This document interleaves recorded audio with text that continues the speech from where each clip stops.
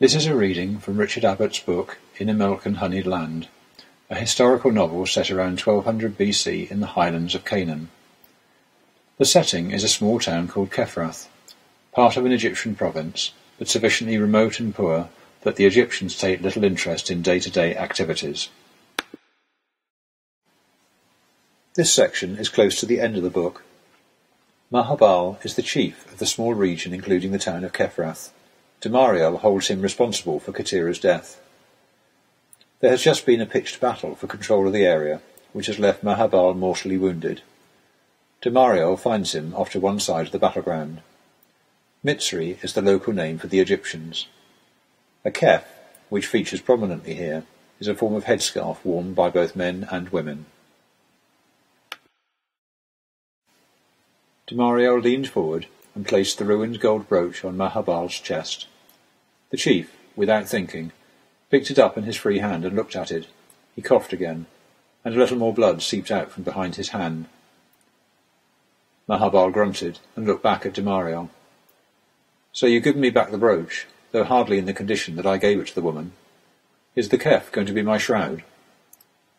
Damariel shook his head. "After you are dead, I shall bury this up at Qetirah somewhere, and give Qetirah the peace in death she deserves. I never got to be with her when she was put into the ground, and this will have to suffice for me. But before that, this kefir is a witness to all these things. Hardly my fault he were not there." There was a pause, broken by the increasingly ragged, laboured breathing of the chief, who spoke again with an effort.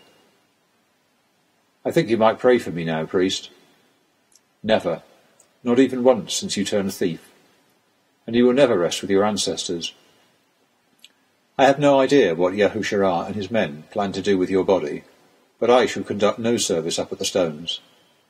As far as I care, your carcass can feed the carrion birds and be torn apart by wild beasts." "Will that make any difference to me? Hard to believe that just now." "Your ancestors will despise you. Go to them when you cross over, and they will turn you away." Mahur-Baal leaned forward against his pain. He was genuinely angry with Damariel.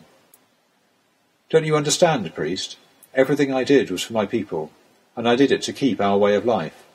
Yes, it meant I had to gather more wealth from the 4 towns than they wanted to give, and yes, Yarak and his men were standing ready all the time to make sure it came in. But I suppose he is dead too." Damariel nodded. "Ah well, he never understood either. But at least he knew how to stay loyal, even when he didn't see all the reasons. I'd have been king by now, and Kenizi my high priest if only you lot had seen the good sense in it. Selfish, the lot of you. Only out to look after yourselves. If that Mitzri officer had not come up the track that time, I'd have done it too. Never thought they'd bother." He trailed off again, and sagged back against the trunk of a small tree. Damariel unfolded Qetirah's kef, and spread it out over his legs, then leaned forward. "I told them that." The chief shook his head in disbelief. "Yes, I told them that. Neferet taught me what to say, and I wrote it. I wrote to the governor, and told him what your plan was before ever you did it. He was all ready for your little attempt at treachery. I'd hoped he would throw you out then, but it's better like this, I think. So, well, you've ruined it for all of us now. The Mitzri are falling back to their own borders. They'll be gone in another few years, all bar a few soldiers and traders. Even if they try to come back, it won't work. They're weak now, priest. You seem to have a fondness for weak people. Now there's this new lot you've gone in with, the Ibrim. Might be anyone. You didn't care, just because of that woman. But we'll be the losers in the end. They'll take our land and make us live in little camps here and there. Everything we now have will be gone. I'd have stopped that if I was king. It was the only way to keep all we have." "You don't know how to keep. You only know how to take. As if we ever needed a king before. You should have stayed a chief, and kept all of us with you. You know, when you were first anointed chief, I thought you'd be good for us. I said as much to Kothar one day. But then you turned greedy, turned to thieving. What has it brought you now? We have a covenant with the Ibrim now. They get to provide the chief, and we get to keep our way of life. It won't last. You can't trust them." "It will last long enough. For sure there are good men and bad men among them, those who are sound of heart and those who are greedy.